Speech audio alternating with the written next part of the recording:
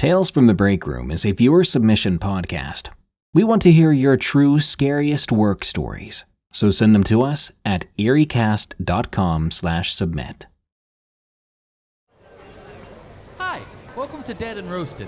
What can I get you? Ooh boy, a couple of these stories are some of the most far-fetched I've heard yet. I had to throw down a triple espresso for these bad boys. Join me in the back and buckle in.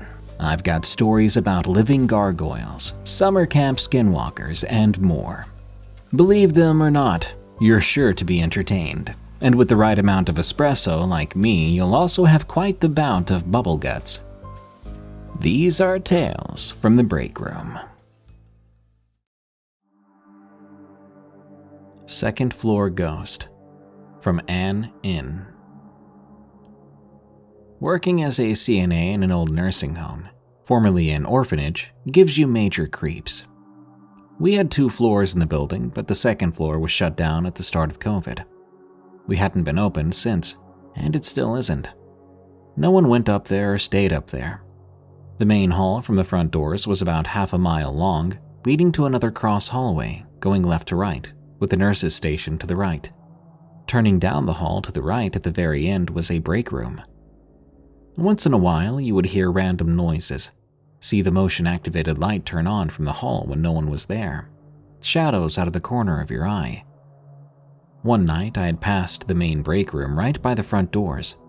It felt as if I was being watched, and I swore I saw something move out of the corner of my eye. I blew it off and went on break. Coming back from break, I passed the break room again, noticing there were chairs moved in front of the door. A few weeks later, once again, I went on my 15-minute break and decided to go across the road and watch the waterfall. Mind you, it's about 11:30 to 11:45. I'd noticed on my way back that there was a light on, motion activated, and there was what appeared to be someone sitting at the window. I went inside and asked the nurse if the upstairs was open. She replied no, asking what was going on. I just shook my head and went back to work. About 12:45 to 1, my head nurse went on her half-hour lunch break. About 15 minutes into her lunch, she came walking quickly back in, telling us we needed to do a head count. After performing a head count, finding everyone in their beds or in the hall by the nurse's station, I asked what happened. She replied, "There was a light on upstairs above the front doors. Could have swore I saw someone standing by the window." I looked at her nervously, and I told her about my encounter an hour earlier. Things kept happening from then to the day I left. A few weeks after this encounter, I was asked to go grab a couple of cups of ice from the front break room freezer, as that's where we keep extras in case we run out overnight. I had my phone flashlight on full as I walked in. The light switch was in the back left corner by the fridge, so the only light I had was my phone.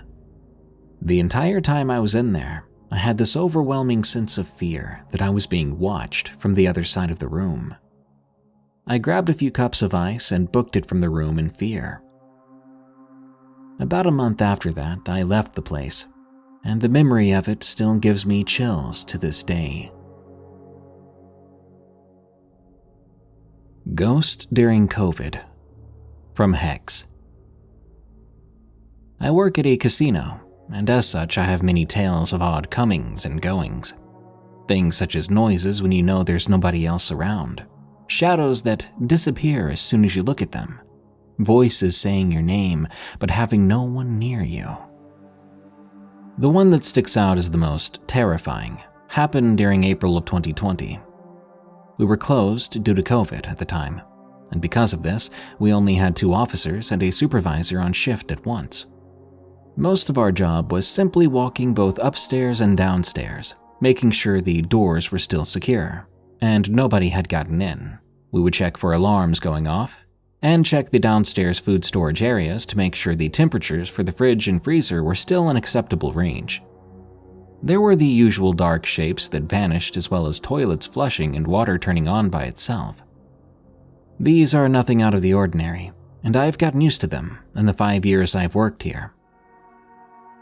During one of my regular checks, I headed downstairs. The casino is split into the upper floor that has the machines, food, and other guest amenities, whereas the downstairs is an employee-only area. As I walked the downstairs to do my checks, I felt what I could only describe as a heavy, dark presence. I felt as if something was crushing my chest in, and I had a hard time getting any air into my lungs. I thought about turning around then, but knew that I had to finish my checks for the hour. So I continued. About halfway through my check of the lower floor, I was walking by the maintenance area. We'd had some issues with this area earlier in the night. There was some leaking water, so we had to check in a dark corner where the water had been coming from. As I drew closer to the corner, I heard a loud banging noise. I quickly turned my flashlight on, but saw nothing, so I left that area and continued down the hallway. The hallways downstairs are always colder than the rest of the building, due to not having heating and being made completely of concrete. But it seemed as if the air got colder the farther down the hall I walked, and that feeling of oppression seemed to get even worse. As I got to the end of the hall and checked the door, I heard this blood-curdling scream. It sounded as if someone was in great pain or fear. I turned around, running faster than I ever had before to get away from that area. I quickly finished the rest of my checks without any incident, and I've not heard that scream again, or anything like it. There are still odd shapes and noises, but for the most part they're more pranksters who I think just like startling you more than anything. Sometimes they open and close stall doors in the bathroom, or lightly touch your shoulder, or make the toilets flush on their own. Usually, if you tell them to knock it off, they'll leave you alone for a while. Like I said, I've gotten used to these things, and they really don't bother me anymore. Nothing before or since, however, has compared to that scream, and the hair on my arms standing up just thinking about it. The Lady in White, from CoffeeAddict. I've always been somewhat of a believer in the supernatural. I've always enjoyed the paranormal activity movies or your typical scary movie marathons on sci-fi, but I'd never experienced anything close to supernatural in my life. Sure, I always would get scared of the dark, or not want to be outside by myself, but nothing ever came of that fear. Except this one night. I was a shift lead and worked the closing shift at a local restaurant. Every night I was the last person to leave and lock up. I would usually get out around 10 to 11 every night and head to the gym to get a workout in. So this would get me home around 12 to 12:30 some nights. My drive home from the gym takes around 20 minutes max. With it being that late at night, I was one of the few cars on the road. I live in a little town. It's a small community, off the road of the main highway. So it's dark and eerie at night. But like I've said, nothing has yet to warrant the fear that I'd had. On my way home from the gym one night, maybe around 12:30, I was slowing down my car to make the turn down the road I live on off the highway. I had taken some pre-workout before the gym, so I was quite alert at the time. No fatigue at all. Anyway, as I turned in, I noticed something running towards the road I was turning into. I squinted, and I saw a lady running towards the road. This is a rural place. This lady was running through tall, uncut grass and shrubbery. Definitely not a normal sight. Something about the lady didn't seem right. She was wearing a long white nightgown that looked more like it was from another time. Her skin was pale. Her black hair was mangled as she ran barefoot. She didn't have any marks or stain or grass on her. If you've ever run through tall, uncut grass before, you know you get grass on you, especially if it's wet.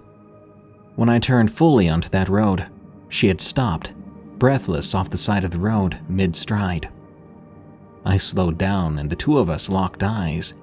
It was unsettling. She didn't flag me down for help or anything like that. She just looked at me. I took my foot off the brake instinctively, and my car kept rolling forward. So I looked ahead, quickly, trying not to crash into anything. When I looked back, in a split second, she was gone. Completely gone. As I slowly drove down the road to my house, I came to the realization that the woman wasn't of this world. Just something about her seemed off. The nightgown, the skin, the hair, her being barefoot, running through the tall, uncut grass. I still get chills when I think about her, and how she just vanished into thin air. I'd never experienced anything like that before, and never again to this day. My God Aunt's Ghost Encounter. From Cricket Girl 20.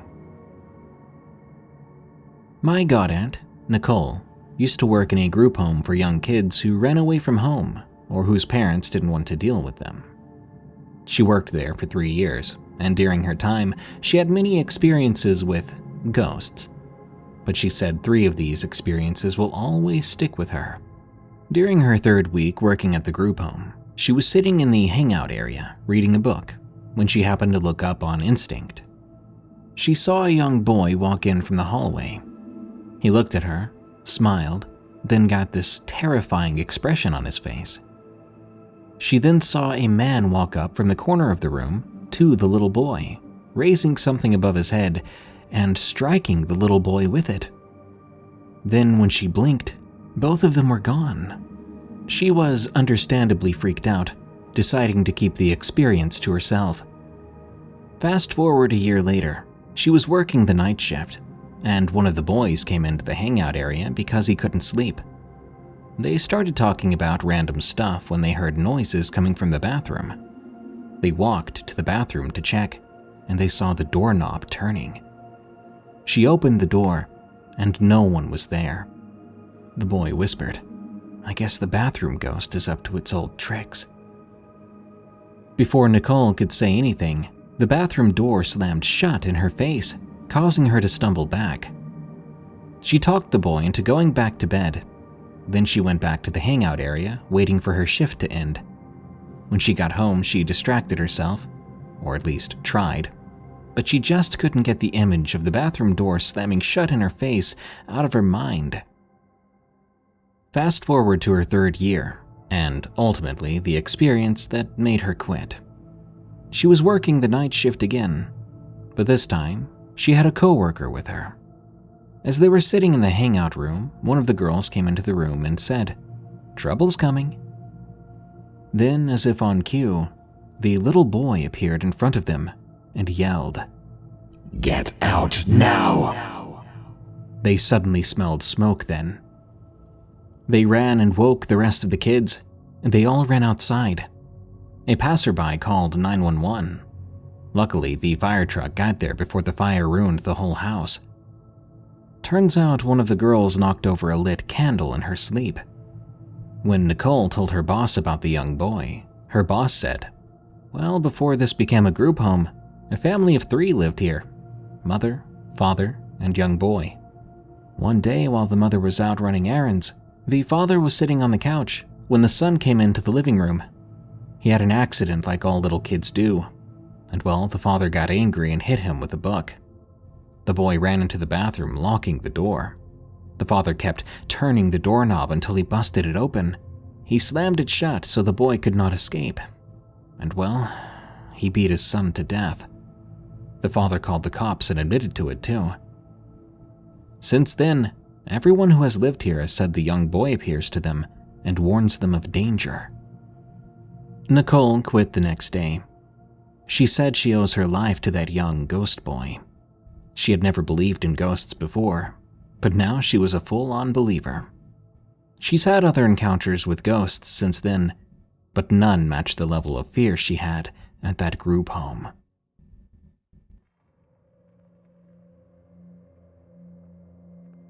The Word We Don't Say. From MickyG. A few months ago, I was working at an assisted living facility, part-time, overnight.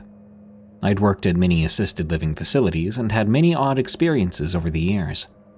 One night, I was sitting in the sunroom and heard an odd noise. Once I tracked the noise into someone's room, I found that static was playing from the radio, which was turned off.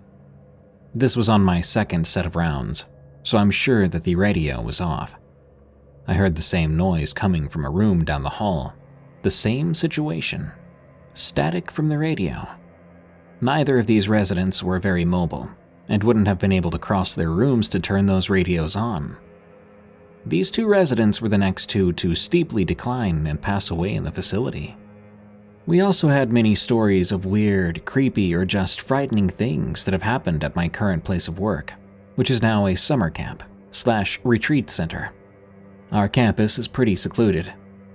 When I was hired and given a tour of all the facilities, we toured the building called the farmhouse. The farmhouse is just as it sounds, an original building from the farm that was on the land before the camp was established. My tour guide said to me, "And this building is the haunted one." And she was right. One of the housekeepers was cleaning the farmhouse when they heard older male voices coming from the basement.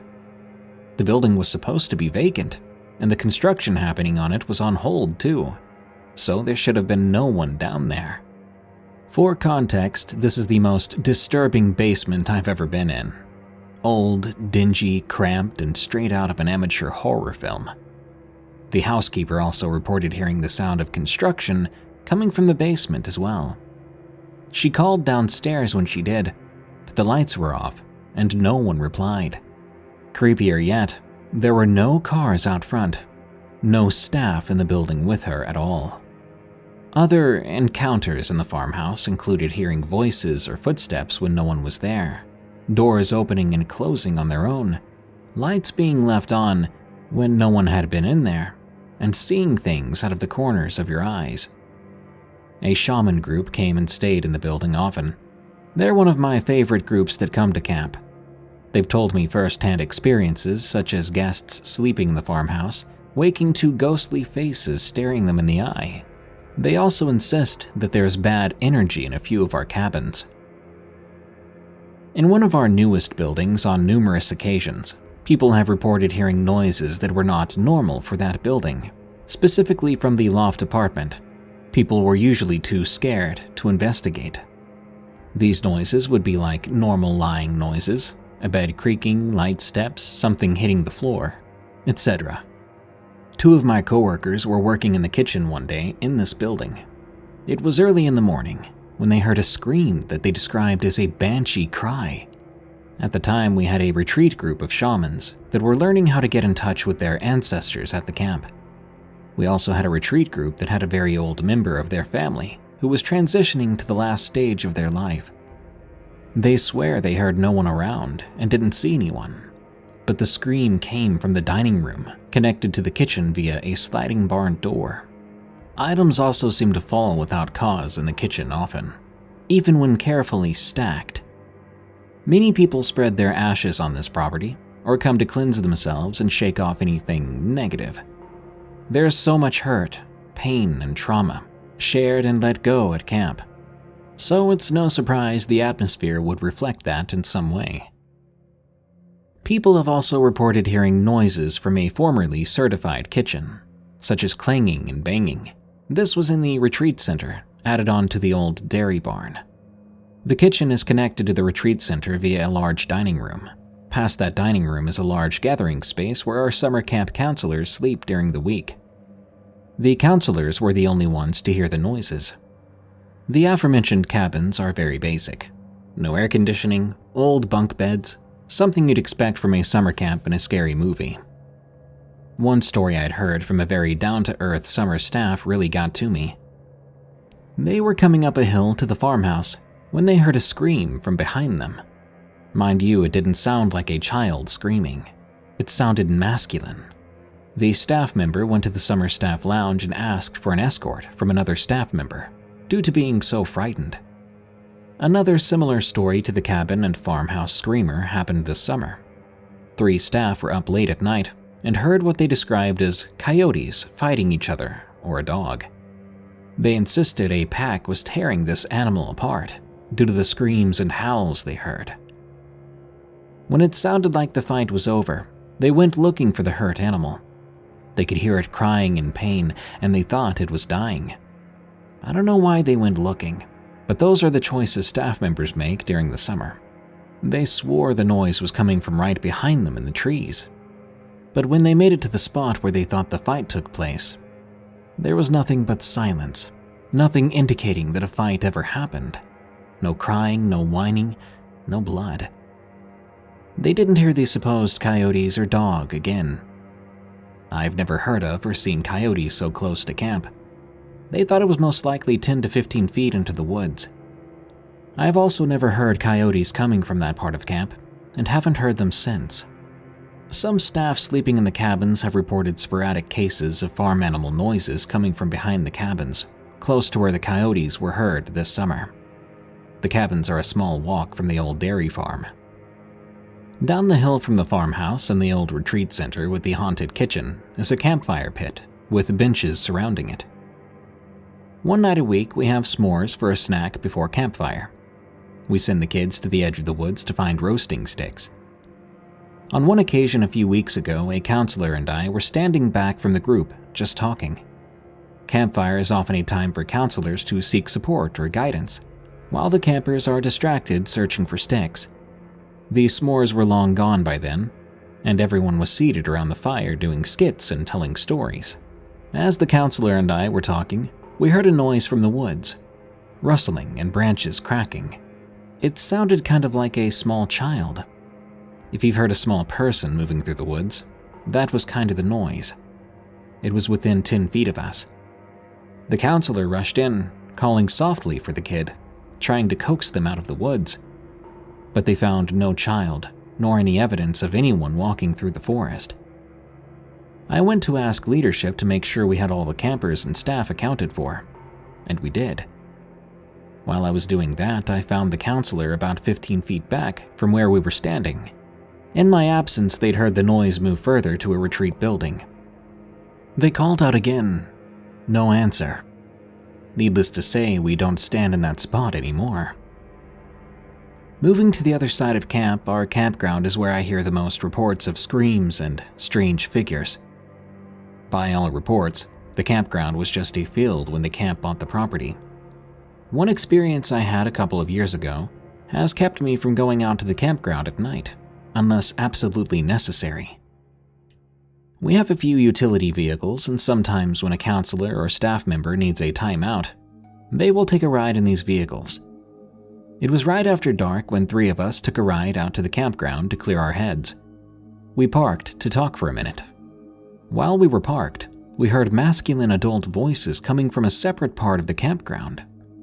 We felt obligated then to make sure no one was in that area, as much as we dreaded it. There were definitely some non-camp counselor approved words said about that decision. We drove out, parked, but nothing. The noises stopped. No speaking, no rustling, and no one in sight. We rushed out of there, and I haven't put myself in that situation again. There have been many reports of screams heard across camp that originated from the campground. Never feminine, always masculine.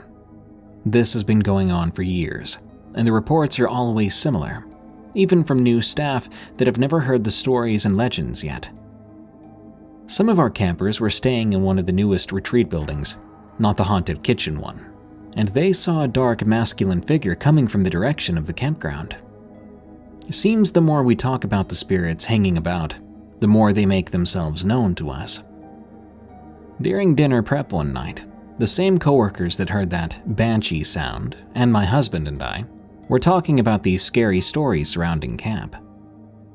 That night, my husband and I were taking an after-dark walk, and we stopped after seeing a light coming from behind the haunted kitchen building that shouldn't be there.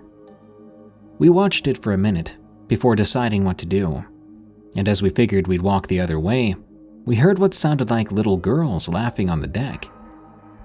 We still ended up going on the deck after that, but we didn't find the source of that light.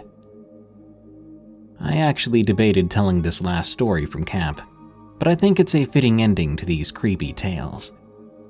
First, I'm not going to type out the word, but it is 10 letters starting with S and ending with R. This specific creature comes from Navajo culture. I firmly believe that when you speak this name, you give them power, and I'm not up for that. This word came into conversation once in the kitchen at camp. If you've ever worked in a kitchen, you know that every and all conversations are fair game. We talked a bit about them and moved on. A few days after that conversation, my husband and I randomly ran into a family friend waiting for a table at a local restaurant. She was talking about a dead animal she'd found in her yard, which had been somewhat mutilated.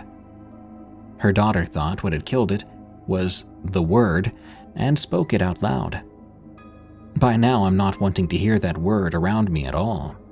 Hearing her talking about them twice within a week was more than enough for me. At that point, the word had been declared a forbidden word in the kitchen and at camp. A week or so later, I was in the kitchen cooking dinner, and I was listening to this podcast when a story mentioning the word came on. I foolishly listened to it. At home that night, when my husband and I were winding down to bed, our dog gave 2 short barks out the window facing the backyard. This isn't unusual, and we thought of ignoring it, but something told me to look out.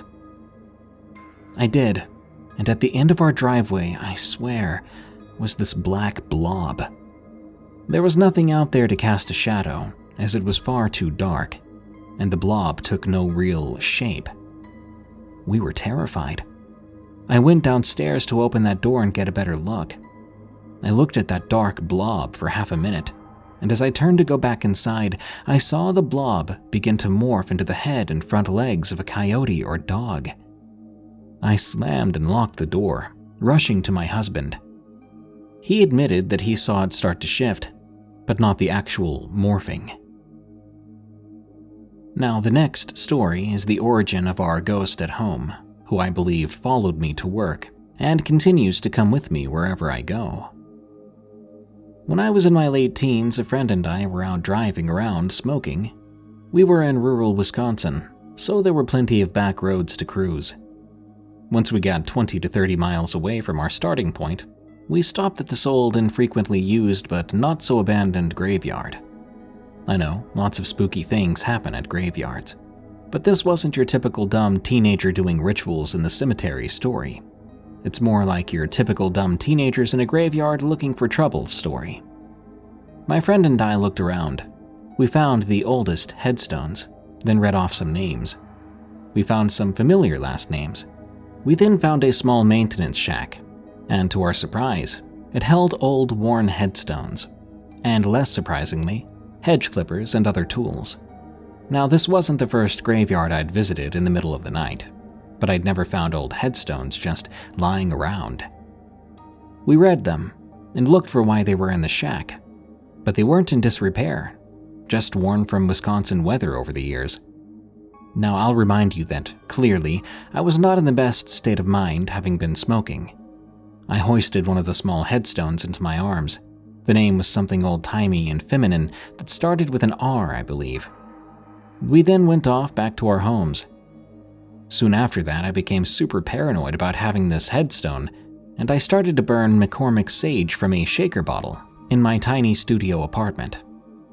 The atmosphere in the apartment didn't feel right anymore, and I felt so uncomfortable there, like someone was there with me. As a disclaimer, this was in the midst of my battle with addiction, but I do truly think these events happened, and they weren't just a product of my using. Fast forward a few nights, I was at a friend's house, not too far from my own. I drove there and hung out for a bit. Eventually, it was time for me to go. I walked out the back door to my car and went to get in. There seemed to be something there, like a shadow, but not at the right angle to be natural. I was terrified, and opted to walk home in the dark, in an interesting state of mind. The whole time I was practically running, I was so freaked out, and I never run. I felt as if something was following me. The next day, I went to work at a local fast food establishment. It was a slow time between rushes. We were all chatting. All of a sudden, I kid you not, the name from the headstone I took popped up on one of our to-go tickets. Now, I had not told anyone about that headstone yet, and my friend that was with me at the time of the event didn't live in the area and would not have been talking to the people I worked with. After our shift was done, I recruited a coworker and my now husband to go to the graveyard and respectfully return the headstone ASAP. I can't say things were better after that, but definitely different. As creepy things continued to happen in my apartment, my husband and I began to call the ghost Phyllis. My husband and I began blaming every creepy, unexplainable thing that happened to us on Phyllis, which happened to be a lot of things. And now it seems Phyllis has been with us through every move. Harbingers, from Jason R. I'd like to share the experiences of one of my former coworkers who has since retired. He and I were both foolish enough to raise our hands and swear to uphold and defend the Constitution of the United States. Not that serving this country should be viewed as a bad thing, it's just that one of us has now been saddled with a life-threatening condition and the other has already had 2 heart attacks. But this story didn't come from either one of us. No, in fact, it comes from his wife Nancy, and it's horrifying. Whenever we get together, you'd swear that Steve, my aforementioned friend, and I were little old ladies gossiping it up. Normally, Nancy would just look at us like we had congenital brain defects and roll her eyes. But this night was different. "You two," she began. We stopped talking. It was clear from her tone that she didn't think we had the first clue what we were talking about, which specifically was cryptids, creatures that most people don't think exist. Now, Nancy had apparently had a hard week, and after resisting going full-out Amber Heard on her annoying hubby, she decided to play our game. She settled her wrinkled tail into the recliner and breathed out. Nancy is the embodiment of what one thinks of when they conjure up images of a little old retired lady, minus the hair curlers. That is until she speaks. Nancy's been there, done that, gotten the t-shirt too. If we'd seen the same things Nancy had, we'd wake up every night for the rest of our lives, screaming. She's adamantium wrapped in vibranium tough. "You don't know what monsters are," she said. "I don't know. I've worked around inmates for almost 7 years, I said. "I said monsters, not morons," she replied. "You sure? You haven't met the people I have." I tried to sound like I had it tougher than she had, but I was way wrong. "I mean, the people you've met haven't broken into homes and murdered little kids," I added. "And as sad as it was, I actually have met quite a few men and women who've done exactly that, and in some cases much worse." "Jay, those were people," she explained. "As sick as they were human." She took a swig of her beer and exhaled a thick plume of sickly sweet cigar smoke. Having slightly fed her addictions, she leaned back. "Boy, things used to pay me a visit when I was young. Things that tore my family to shreds." "Nancy, now's not the time for that. We're just swapping scary stories," Steve said. I wasn't sure if he was trying to shush her up because he didn't want her spoiling boys' night, or if there was another reason. Whatever his reasoning, it didn't matter. Nancy had silently listened to us time and again. Tonight was her night. "Oh, shut up. I've listened to you two dolts yammer on and on about stuff that probably never happened. Remember, Stevie, I stopped what I was doing to chase down your imaginary car demon." "Imaginary?" he retorted. "That really happened, and you know it. Like I'd want to see you unless it was totally necessary." "Now what's that supposed to mean?" she bellowed. "Well, now is precisely the time for you to hear this. Look, if you two want to get spicy, just let me know and I'll head home." I didn't know what passed for foreplay between these two, and I certainly didn't want to find out. "Nuh-uh, sit your butt back down," she commanded, taking another hard drag. "After something bad happens, you always hear, 'I just wish I knew it was coming.' That's complete BS. There's nothing worse than knowing something's coming, but not being able to do a darn thing about it. Knowing that something truly evil is just down the road and watching you. Something that's not even the slightest bit scared of you. What would you do if a monster was so confident it sent you a message that said, 'I'm on my way'? You'd wet your pants and you know it." Steve and I tried to pretend we weren't interested, but honestly, she had us hook, line, and sinker. When I was a little girl, our neighbor's goats would get loose and come into our yard. They'd eat everything and crap all over the place. And when I say they'd eat everything, I don't just mean grass and plants. Well, what did they eat? Children, Jay. When they got loose, they'd eat children. Or he did, anyway. He who? I asked. The goat man. Oh, leave it off, not this again, Nancy, Steve said. Nancy had my full attention, though. But Steve seemed to not be having it. You've talked about this before. It was nonsense then and it's nonsense now. I'm telling the truth, she said. They tried to hush it up, write it off as the work of a serial killer. A killer who just up and moved to Tahiti, she laughed. If you were there, if you'd been there 50 years ago, you wouldn't even try to deny it. They'd come and then he'd come. And that's when kids around there started to disappear. Steve sighed. Go ahead, share the story. Just know I don't like how you get when you talk about this. Fine, I'll take it easy. I'll tell you what it was like back then. Jay, I grew up north. Summers were warm and winters were cold. Beyond cold. Us kids knew not to stay outdoors at night when the world started to freeze, or when they got loose. You see, the neighbors were awful. They were worse than awful.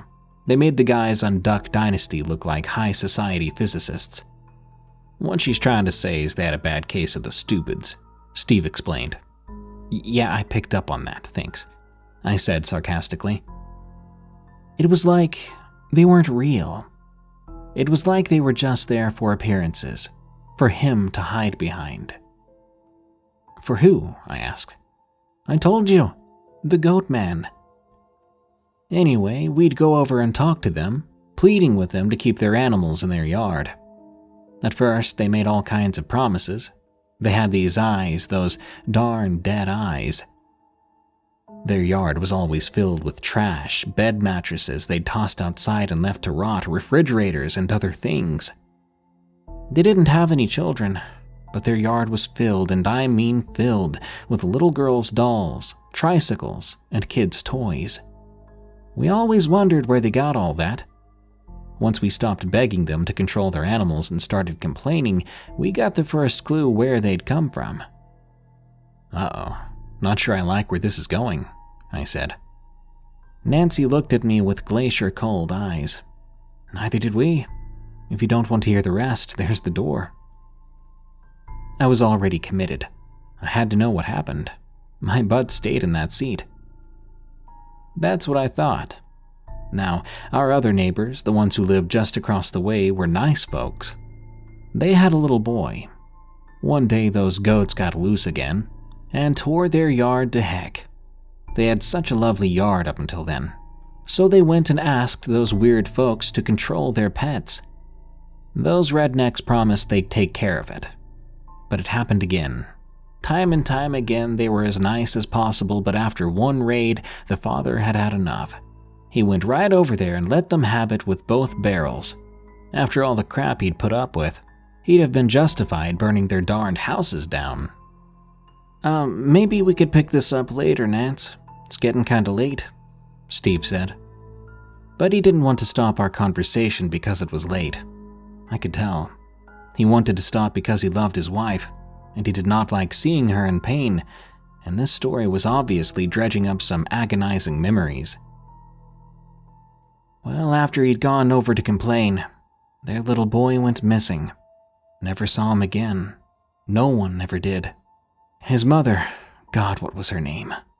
I can't remember. But she lost it. I mean, she got depressed, and she never pulled herself out of it. They stopped visiting us. Who can blame them? My mom told me years later that the father became an alcoholic and lost his job. Anyway, the point is they lost their kid, and it destroyed them. But he wasn't finished. He was only getting started. I'm gonna get something a bit stronger. Do either of y'all want anything? No, thank you, I answered. Steve didn't say a word. The mood Nancy's story was creating was starting to spread. Eventually, she came back and sat down. For a while, she said nothing, but after some time, she was ready. She picked back up where she'd left off.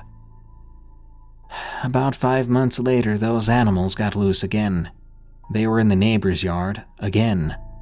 But this time, the neighbors didn't complain. They'd already lost it all, hadn't they? So after a little...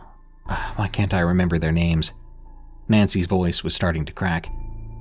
Anyway, those goats started going over there like they owned the place. But once their son had disappeared, those poor people just gave up. They'd lost the will to live. Soon their yard looked just like those people's yard. It didn't belong to those grieving parents anymore. It belonged to those degenerates and their pets. Those mouth-breathing monsters stole their souls. Now, Nance, you don't know they're the ones who took that kid, Steve said. Nancy hadn't stopped, though. Steve just talked over her for a moment in hopes of getting her to calm down. Those rednecks were cancer. Their disease spread all over our neighborhood. Whatever she was drinking could have stripped the paint off the walls, but it clearly wasn't strong enough. They started running all over the place. What do they call it, free range or something like that? Well, they free ranged into this accountant's yard. Same story, different victim. The guy was a single father, a super nice guy. He doted on his little girl. We all heard it, though. That night, the screams. They found bits of whatever it was she was wearing smeared with blood and some drag marks in the yard. That was it. That was all that was left. Apparently, they also had been paid a visit by those people's goats. The difference this time was that the dad went down there and told them to clean up their mess right off the bat. There was another difference too, a big one. This time, he saw him. Saw who exactly? I asked. The goat man, Steve said, although it was clear he wasn't entirely buying Nancy's tale. The edges of his sarcasm had dulled somewhat. When the cops finally showed up, he told them he'd seen a tall white animal with part of his daughter. She drank long and deep. He said he saw this tall white animal with his daughter's arm hanging out of its mouth, walking out of his yard and into the street. Naturally, the cops didn't buy a word of it. The father was charged with murder. There was absolutely no proof he'd so much as sent her to bed without her supper, let alone killed her. He was acquitted on all counts, but as you well know, little jail guard, an accusation is all it takes. Why go looking for an imaginary monster when a grieving father is right there in front of you? It was easier for them to pin everything on a broken man. A heck of a lot easier than going after the thing responsible. Nancy, what could they do? Put an APB out for the goat man? At first, and for a long while, she said nothing. She sat there and drank. But then, they could have watched that house or at least confiscated those animals, but no. From that point on, whenever a kid turned up missing, everyone blamed that poor man. One of the last kids to disappear was Jimmy. He'd flirt with me something awful, that little perv. She blushed. With kids going missing, most of the parents in the neighborhood kept their children on a very short leash. Jimmy had been right outside the kitchen when he came for him. She saw him, his mom did. She didn't tell anyone for a year or so later. She knew no one would believe her. But then she got lymphoma. She knew she only had a couple years, and so she told everyone and their brother what she'd seen. Never liked it when you lived there, Steve said. Steve was a mean old fart, but he loved Nancy. It hurt him whenever he thought she was in pain. You seemed so different when you were there. I hated that place. I was so happy when I escaped that hole. She stopped what she was saying and looked at me. Don't misunderstand, I liked my home, but after they moved in, it wasn't home anymore. They were dirty stones tossed into a clean pool. By the time I left, the entire neighborhood looked like their yard. I'm telling you, Jay, they were evil. Now comes the part where you say I'm crazy. I'm not sure they were real people. They were just a facade that allowed him to live among us. If he was irritated, the creatures would roam free and wreak havoc. As I said, if you saw them in your yard, You knew he wouldn't be far behind. You knew he was coming. You offended him somehow, and he'd come for your kids." "What if they didn't have kids?" I asked. "Then he'd come for your tomatoes," Steve scoffed. "If only." "No, he came for Emily." "Who's Emily?" I asked. The conversation changed then. "You said she died when you were kids," Steve said. "She did. I just never told you how." "How'd she die, Nancy?" Steve said, semi-angrily. I got the impression he felt he'd been lied to. "Near the end, it became less and less scared to show itself. But it was just too awful for us to acknowledge it was real. By this time, there were at least 6 kids dead or missing. The father I told you about moved out of state. They couldn't blame him anymore, but Patsy or not, it had to eat. Emily was in her mid-teens when she'd pushed one of the smaller goats out of our yard. One of the meat puppets had seen her do it. He didn't say anything, he just smiled at her and nodded when she shoved that smelly thing back into his yard. I don't know if it was the smoke or her emotions, but Nancy's eyes were filled with tears. She went missing. Days, weeks, months went by and we never heard a thing."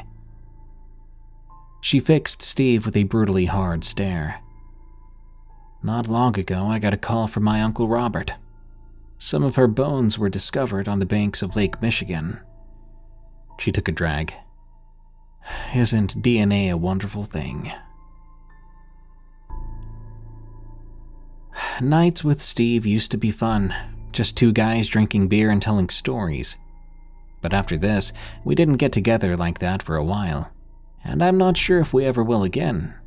I don't think either of us holds anything against Nancy.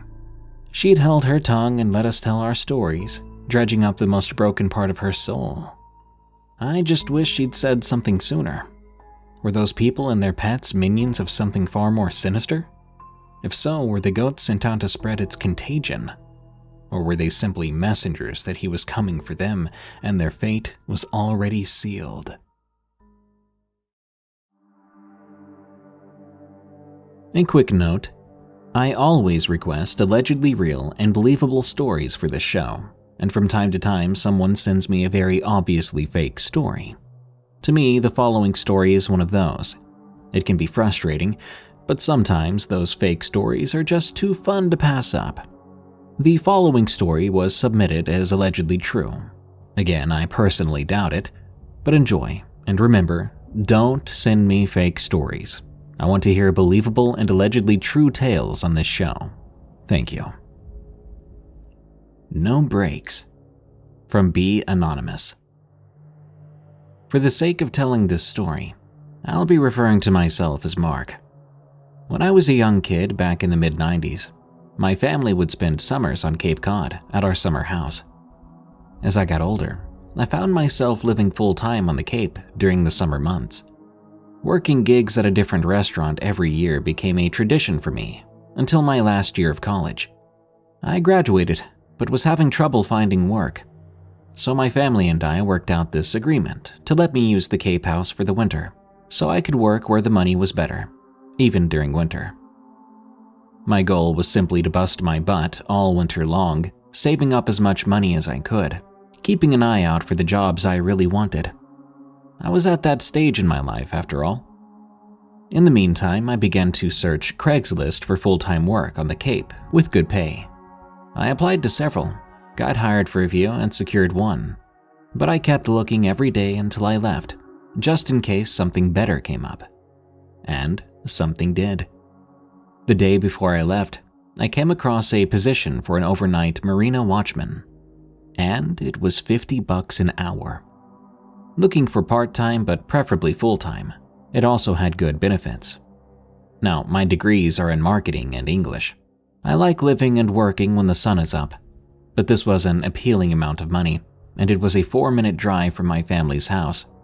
Again, this was my time to grind, so I sent in my resume along with a brief cover letter.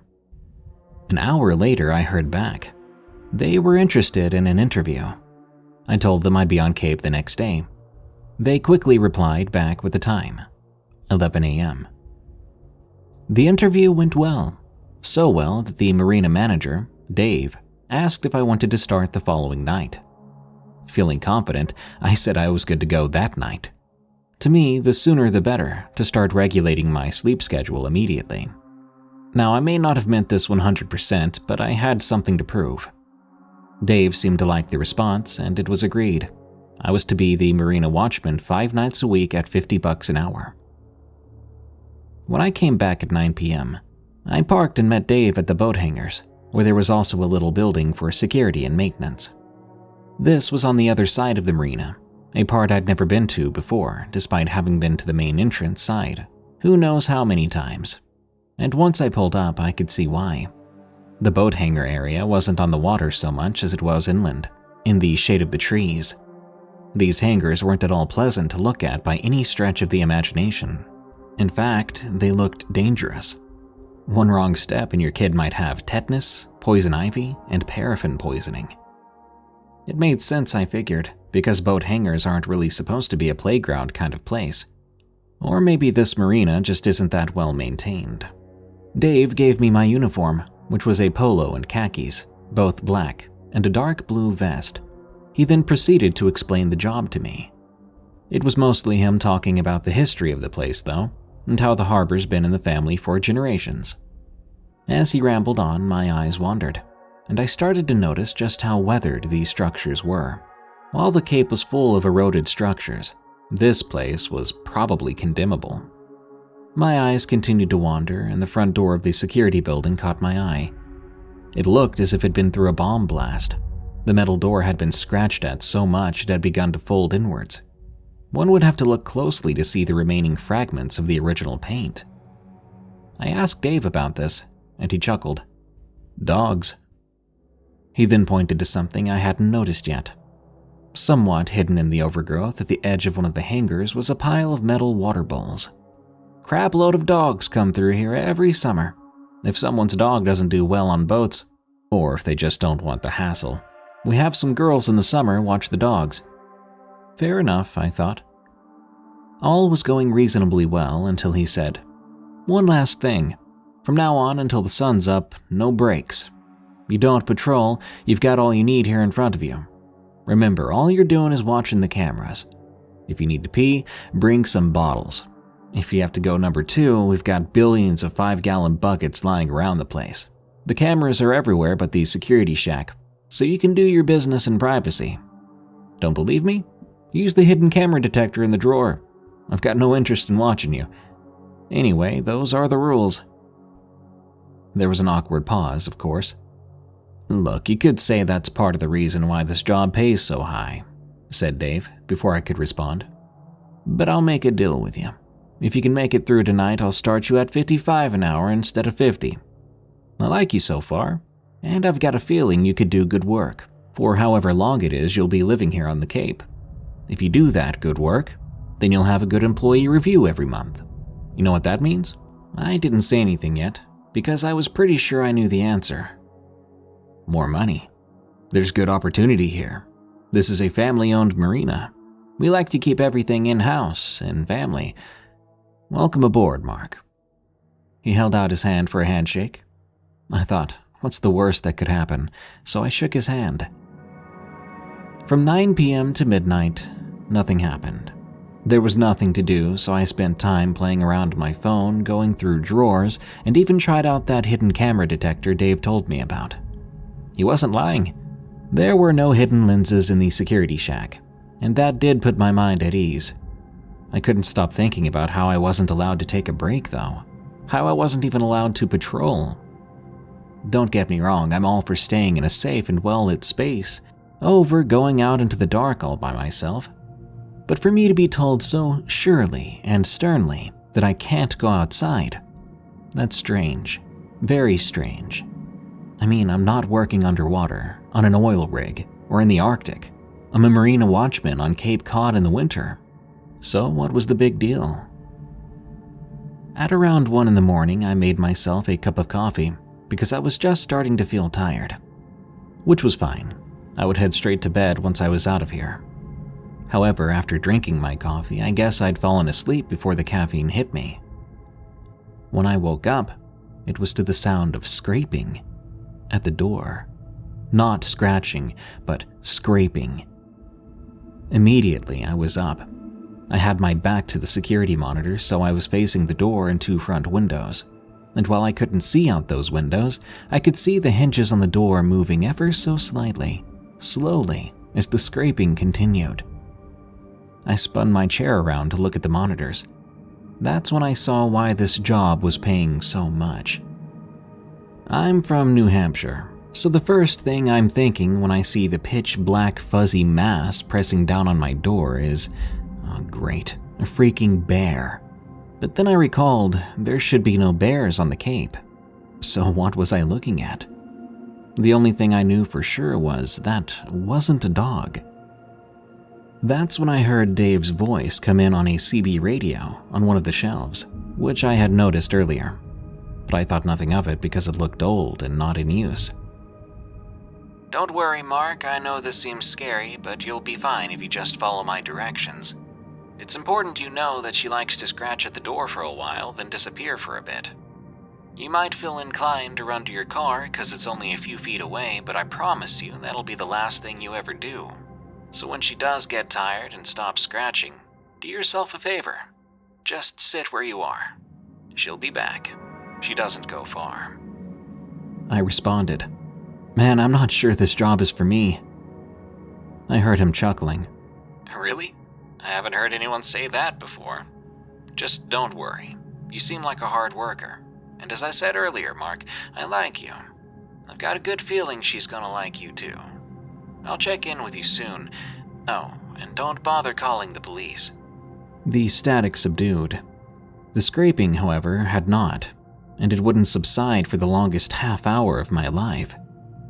When it finally did, I wasn't looking at the monitor. I was looking at the CB, wondering when I was going to hear from Dave again. As soon as I realized the scraping had stopped, I looked to the monitor at once. But when I did, all I saw right outside was a rising cloud of sand, which hissed and crackled against the glass window panes. It, or she, had left, very fast. I go over to the CB and radio Dave. "It's gone," I said. But I didn't hear back, and I couldn't think of anything else to say. I was trapped there. There was literally nothing I could do. I ignored Dave's request to not call the police, taking out my cell phone. Much to my horror, the police, well, they knew about this apparently. They were of no help at all. I didn't even get to speak to an officer. It was dispatch who told me I was probably dealing with one of the dogs that lives close by. They get out all the time, apparently. The dispatcher ended the call, telling me I had nothing to worry about, so long as I do what Dave says and stayed inside. I couldn't believe it. As a last resort, I contemplated calling my dad, but as my finger hovered over the call button, I heard from Dave again over the CB. "I thought I told you not to call the police."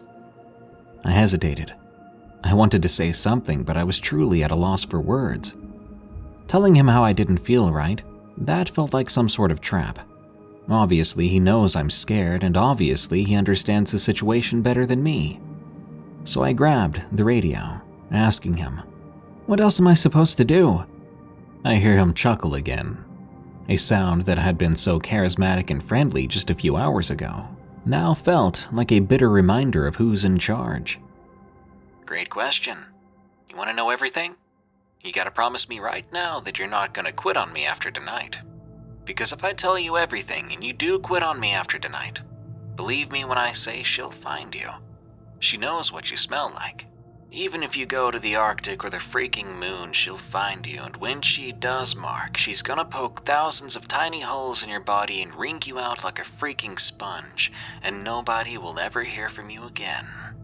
Do I make myself clear?" "You got it. I won't say anything," I radioed back.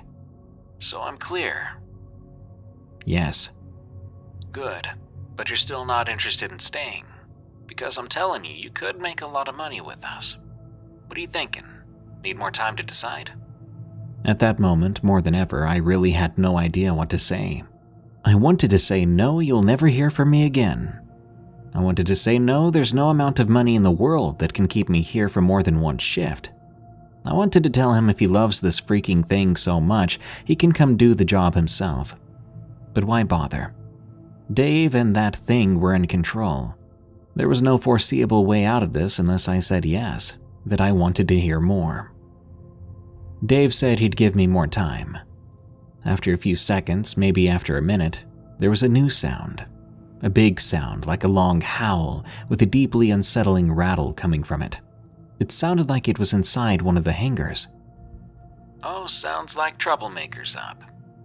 My heart skipped a few beats. Then there was another new sound, this time from my opposite side. Something was responding to the first, but it was different, like a massive bird imitating a cat's purr. Both of them, huh? One other thing, and for God's sake, listen. Don't call your friends or family and tell them about this. You can tell them you work here, that's fine, but you know the drill. Over and out. The static faded, and I was left with the sound of scraping. On the monitor, she was back. That void, scraping at the door. Now there was howling too, cooing and chatting as well, and I didn't understand a bit of it. My body was telling me to sleep, my brain to wake up, and vice versa. I was the most scared I'd ever been at this point. As much as I didn't want to look at the door, at its hinges, slowly but surely loosening, I couldn't help myself. A horrible feeling in my gut was telling me that I could tell time better this way, looking at those loosening door hinges instead of the clock. A horrible feeling that would get more and more intense unless I peeked behind my shoulder. She left 3 more times throughout the night, and each time the noises from the hangars would quiet down, as though whatever each of them contained fell back asleep. Once she left for a final time, I heard birds and seagulls. At long last, I could see the night sky getting lighter by the second. Adrenaline was starting to kick in. I'd made it. I was going to leave, and I would give Dave my most honorable, solemn word of secrecy and get out. Screw the cape. I'm going straight home. Then I heard Dave on the CB. Good morning. I'll be over there in a couple minutes and we can chat. Or not. That's entirely up to you, he said. To put it briefly, Dave and I didn't have much to talk about, but we had an understanding. I went back home to New Hampshire, back into the mountains. My parents didn't seem to mind. In fact, they didn't question it at all, saying sometimes things just don't work out the way you imagined they would. Did they know something, I wondered. But I didn't ask. I couldn't ask. The more time went on, though, the more I felt compelled to just beat around the bush a bit, ask some questions, because I just had this feeling they knew something. They'd been so blasé with me ever since I got back. This paranoia kept building inside me until one night, when I was in my bedroom scrolling through my phone, something landed on my windowsill. No, it wasn't that thing, she. It was something else. I wanted to hide under my covers, but I was too scared to move. I looked at it. A hairless, mouthless, winged gargoyle-type creature. Not rock, not clay, but flesh and bone. Its eyes were closed, yet I could feel it was looking right at me. Then it blinked, an image I will never get out of my head. Its eyelids opened to blink, revealing in the moonlight fleshy masses that looked nothing like eyeballs. I don't know what they looked like. I didn't know what I was looking at. But of course, deep inside I did. Then it turned out this creature did have a mouth. A pulsing orifice opened up, and I heard the CB radio crackle from the void, followed by Dave's chuckle. I know what you think about Mark. I know everything about you. Try not to worry too much, though. Don't go forgetting about our special night together. I know we're both going to remember for a long time. Tales from the Break Room is a viewer-submitted podcast featuring allegedly true scary stories that happened on the way to, on the way from, or at work. If you want your story to be narrated on the show, send it to us at eeriecast.com/submit. As of April 14th, we're paying 3 cents per word for stories that are approved and make it onto the show. Submission does not guarantee approval or payment. For a limited time only, PayPal only. Tales from the Break Room is an EerieCast Network original podcast hosted by Darkness Prevails. You can follow him on Twitter at @DarkPrevails, and you can hear thousands more stories read by him on our other show, Unexplained Encounters. If you enjoyed this episode, please follow and rate Tales from the Break Room on Spotify and Apple Podcasts. You can also enjoy plenty more horror-themed podcasts at EerieCast.com.